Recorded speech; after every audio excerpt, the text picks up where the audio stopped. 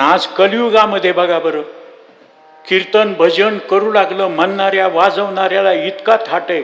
जेवलात का, बसा, तुमची व्यवस्था काय, पांघरायला आहे का, थंडीचे दिवस आहेत, गरम पाणी देऊ का, नाश्त्याला काय पाहिजे. आमच्या नामामनेनं सांगितलं, रात्रीचा प्रवास करू नका, वय झालंय आणि प्रवासामध्ये धोके व्हायले, त्याच्यामुळं मुक्काम करा, सकाळी आंघोळ करा, गरम पाण्यानं नाश्ता करा, उपमा देऊ का, पोहे करू का, सुशिला करू का, जेवायचं करायचं.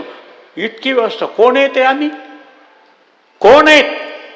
ऐका, एका देवामुळे मान एरवी अशी पुसते कोण. भजन करून जर स्वार्थ संसाराचं साधन एर ते बहुत जोड तिकिटीन जायची भजने भोगासाठी, म्हणून ते भजन ते ओंगळवानी नरका जाणे चुकेना. त्याच्याकरता महाराज आम्ही कीर्तनन पारायणन भागवतन नाही, काही करायची गरज नाही.